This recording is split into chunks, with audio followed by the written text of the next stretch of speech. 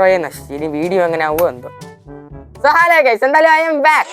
അപ്പോൾ നമ്മളിന്ന് വന്നിരിക്കുന്നത് ഇപ്പോഴാണ് നമ്മൾ കാർത്തിക് സൂര്യയുടെ അൺബോക്സിംഗ് ഡ്യൂഡിൻ്റെ ഒക്കെ വില മനസ്സിലാക്കി തുടങ്ങിയത്.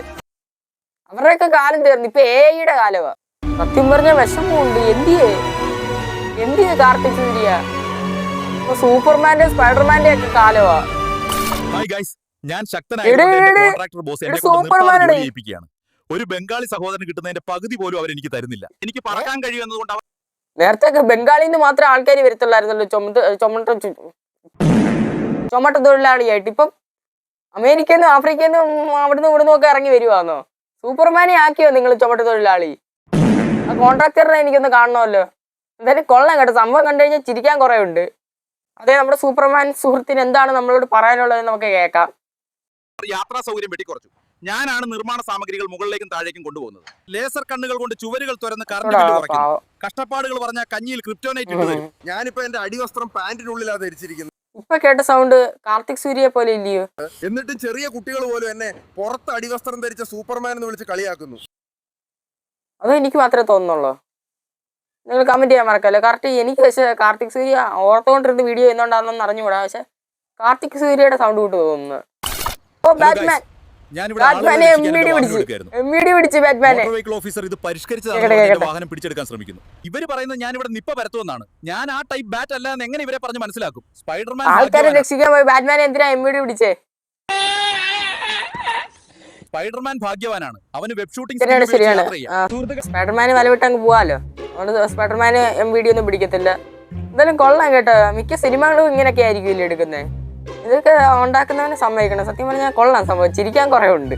നിങ്ങൾക്ക് സ്പൈഡർമാൻ എന്തോ പറയാനുള്ളതെന്ന് കേൾക്കാം.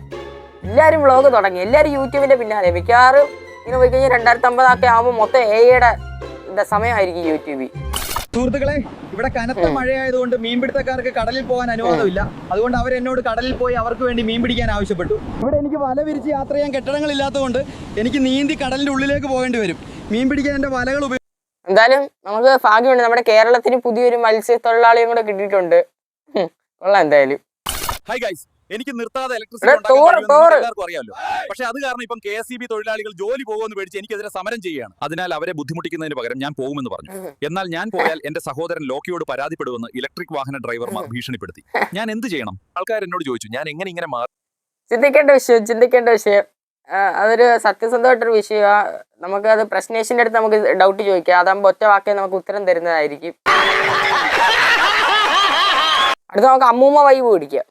മുത്തശ്ശനെയും കൂട്ടി ഹോസ്പിറ്റലിൽ ചെന്നപ്പോൾ അവിടുത്തെ നേഴ്സ് ട്രിപ്പ് വേണ്ടി വരുമെന്ന് പറഞ്ഞ ശേഷം മുത്തശ്ശനെയും കൂട്ടി മണാലി ട്രിപ്പ് പോയ സൂരജ് ഒറ്റ മൈൻഡ് മാതൃക. പലർക്കും ചെയ്യാൻ പറ്റും. നമ്മുടെ കുട്ടപ്പൻ ചെയ്തിട്ടുണ്ട്. ഇവിടെ മണാലിക്ക് ട്രിപ്പ് പോയ അപ്പൂപ്പനെയും കൊണ്ട്. പ്രധാന വാർത്തകൾ: ആസ്മാരോഗം മാറുവാനായി മുത്തച്ഛനെ കൊണ്ട് മണാലിക്ക് പോയതാണ് കൊച്ചുമകൻ. എന്നാൽ ആസ്മാരോഗം അവിടെ വെച്ച് കൂടി മുത്തച്ഛൻ അത്യാസന്ന നിലയിൽ ആശുപത്രിയിൽ. ഓക്കെ, അടുത്ത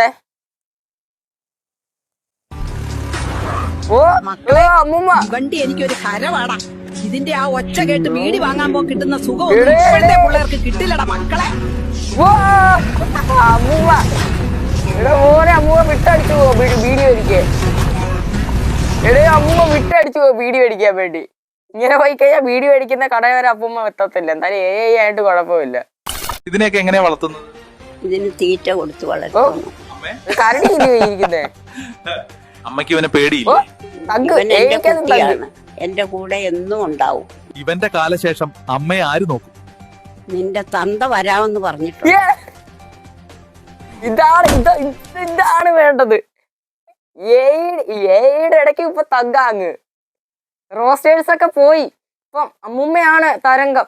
എന്റെ തന്ത വരാമെന്ന് പറഞ്ഞിട്ടുണ്ട്.